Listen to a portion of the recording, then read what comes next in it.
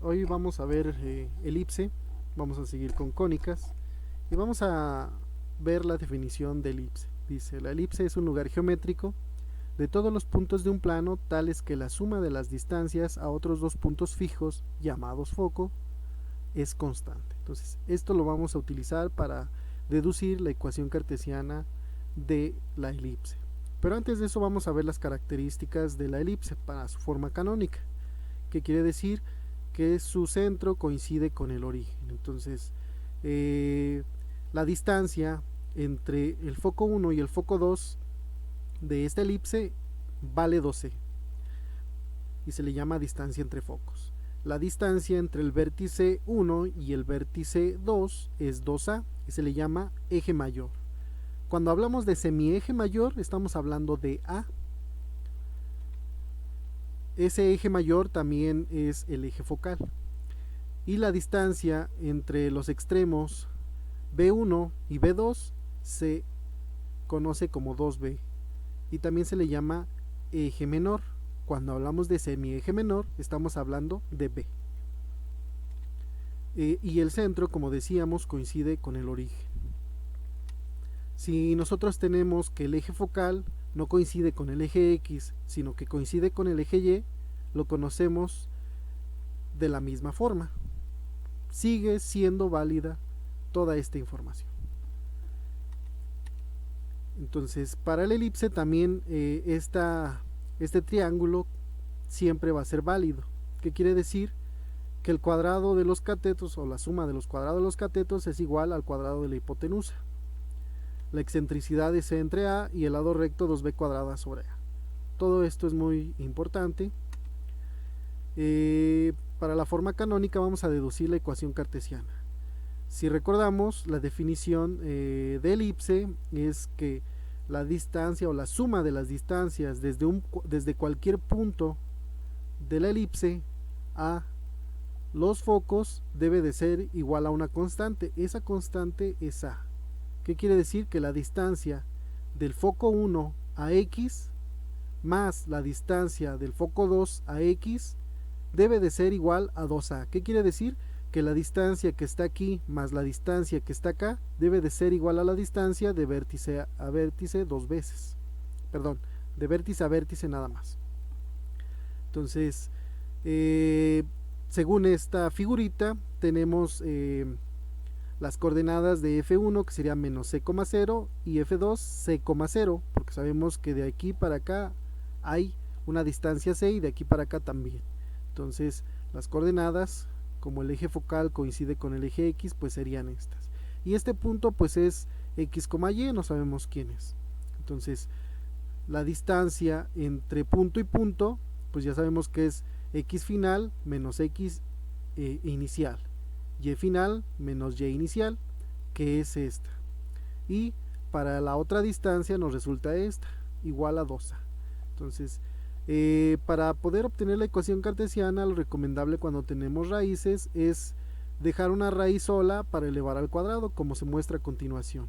Lo elevamos al cuadrado y esta raíz se va a cancelar y nos resulta eso. Desarrollamos miembro izquierdo y miembro derecho y podemos ver que seguimos teniendo una raíz. Entonces tenemos que eliminar esa raíz, pero ya es más fácil porque nada más hay una. Entonces desarrollamos y desarrollamos y lo que está en rojo se anula. Volvemos a simplificar y lo podemos pasar dividiendo para que nos quede esto. Entonces ahora sí podemos elevar al cuadrado para que se cancele la raíz y nos resulta eso. Desarrollamos en ambos lados y nos resulta esto otro. Despejamos esa cuadrada y podemos observar que este y este se anula. Entonces nos resulta eso. Pasamos todas las variables de un lado, las constantes de otro y nos resulta esta otra ecuación que nos queda en términos de A's y C's. Entonces, recordando la de el triangulito que teníamos, donde la suma de los cuadrados de los catetos es igual al cuadrado de la hipotenusa, pues podemos dejar esta diferencia, es decir, que b cuadrada es esto, para que nos resulte esto. Si dividimos miembro izquierdo y miembro derecho por esta cantidad, lo que nos resulta es esto, que es la ecuación cartesiana de la elipse, como comúnmente la conocemos. Entonces, cuando tenemos que el eje focal coincide con el eje X, nos resultaría esta que acabamos de deducir. Pero si el eje focal coincide con el eje Y, debe de resultar de esta forma si nosotros le pusimos nombres A, B y C de esta forma. Entonces, eso sería para la ecuación cartesiana de las formas canónicas. Vamos a definir ahora la ecuación vectorial, así como hicimos para la recta, para la circunferencia, y lo que queremos es definir la posición de cualquiera de los puntos de la circunferencia, es decir, de x, y. Entonces, sabemos que al igual que en la circunferencia necesitamos un vector en dirección de x y un vector en dirección de y para poder encontrar este vector resultante. Entonces, lo que queremos es parametrizar o la vectorial. Lo más sencillo sería primero las paramétricas y después la vectorial.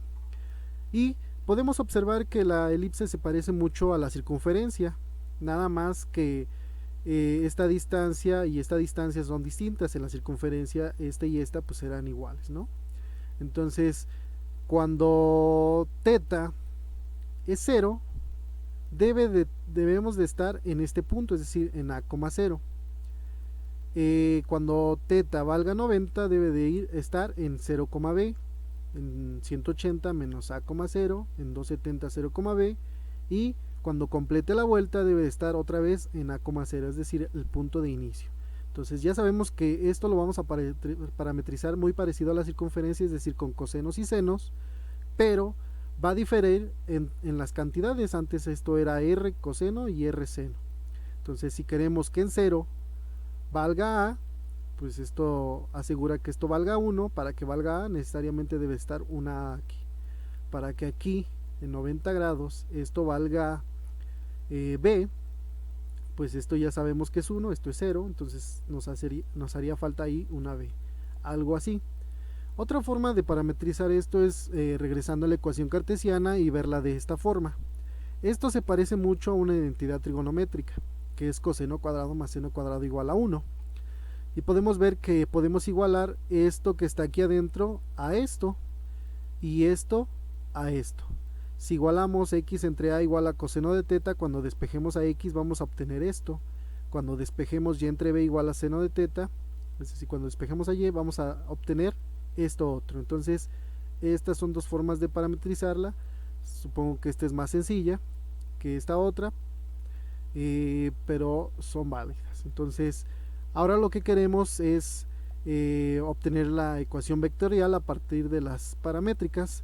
Entonces ya sabemos cuánto vale esto de aquí, que vale a coseno de θ, y esto de aquí, que vale b seno de θ. Entonces nosotros queremos encontrar el vector que va de c a x, que es lo mismo que OX, porque recordemos que c y o coinciden. Entonces el vector que va de c a x va a ser igual a el vector que va de c a p más el vector que va de p a x.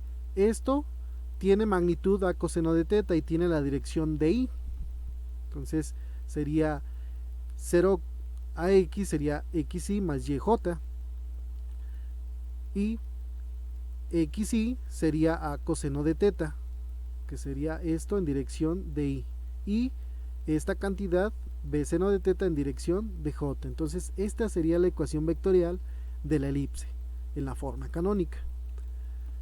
Ahora vamos a ver qué pasa si el centro es diferente del origen. Pues siguen siendo válidas todas esas propiedades que vimos: A, B, C, lado recto, excentricidad, etcétera. Lo único que difiere es que ahora tenemos un centro en H, K, diferente de 0, 0. Entonces, si procedemos de la misma forma con la definición de la elipse, obtenemos esta ecuación cartesiana. Y si hacemos lo de la identidad trigonométrica, entonces nos resultaría esto otro. Entonces esas serían las ecuaciones paramétricas, y la ecuación vectorial sería xy más yj, es decir, esto en y más esto en j. Esta sería la ecuación vectorial de una elipse con centro en H, K. Pero eso no es todo. también podemos ver que una elipse puede ser rotada y trasladada, es decir, que haya una rotación de ejes, que ahora este eje que toma el lugar del eje X y este otro que toma el lugar del eje Y, pues podemos observar que tiene una inclinación con respecto al eje X y esa inclinación es phi. Entonces vamos a definir la ecuación vectorial, pero antes de eso vamos a observar que esto tiene una dirección. Si tenemos θ, pues es muy fácil de obtener la dirección y el perpendicular por lo tanto también. Entonces podemos ver que este vector de aquí, coseno de θ, seno de θ, es unitario, porque recordemos que para obtener un vector en su forma rectangular, si conocemos la magnitud y la dirección, pues sería la magnitud del vector coseno de θ, en este caso phi, porque es phi, más la magnitud del vector por seno de phi. Entonces la magnitud, si queremos que sea unitario, pues va a ser 1 coseno de phi, 1 seno de phi. Y el perpendicular pues sería el negativo de este, este. Entonces estos vectores nos van a servir mucho para definir la ecuación vectorial de esta elipse. Entonces esto sigue siendo válido, esto sigue valiendo a coseno de θ y esto sigue valiendo b seno de θ. Entonces estos vectores lo único que hice fue ponerlos en su forma vectorial. Esto también es vector, recordemos que esta es una notación y esta es otra, pero vamos a utilizar esta notación de I y J en dirección de los vectores unitarios en X y en Y. Entonces si yo quiero definir cualquier punto de la elipse, pues bastaría irme de O a X, pero también podemos ver que podemos ir por otro camino, es decir, primero al centro, después del centro nos movemos como en la forma canónica. Entonces el vector OX es igual a OC más CP más PX. Otra vez, de O a X es lo mismo que ir primero de O a C, de C a P y de P a X. Entonces CAP es un vector que tiene magnitud a coseno de θ y que tiene dirección en U, es decir, esto. Y este vector Px tiene magnitud B seno de θ y tiene dirección en U ortogonal, algo así. Entonces si multiplicamos la magnitud por el vector, vamos a obtener este vectorcito. Si multiplicamos a b seno de θ por el ortogonal, vamos a obtener este vectorcito. Entonces y OC pues ya sabemos que es C menos O, y C menos O pues es H menos 0, K menos 0 o HI más KJ. Entonces la ecuación vectorial de esta elipse sería XI más YJ va a ser igual a HI más KJ, que sería OC, más a coseno de θ por U más b seno de θ por U ortogonal. Entonces esa sería la ecuación vectorial. Para obtener las ecuaciones paramétricas, pues sería separar todo lo de X con todo lo de Y, es decir, todo lo que esté con Y igual a lo que esté con Y, miembro derecho y miembro izquierdo, y miembro izquierdo y miembro derecho que esté con J, es decir, X va a ser igual a H, a coseno de θ por coseno de phi, o bien coseno de phi, coseno de θ, como está aquí, porque recordemos que coseno de phi es constante porque nos van a dar la inclinación de los nuevos ejes coordenados de esa elipse, más b seno de θ por menos seno de phi en I, o bien menos b seno de phi seno de θ, y lo mismo para Y, y θ debe de pertenecer entre 0 y 2pi para que complete toda esa elipse. Para la ecuación cartesiana debemos de utilizar nuevamente la definición de elipse, pero eso lo vamos a dejar para los ejercicios. Lo que sí es importante es ver la forma de esa ecuación cartesiana. Esa ecuación cartesiana va a tener una forma muy similar a la ecuación que dedujimos con la diferencia de que va a haber un término cruzado. ¿Qué quiere decir?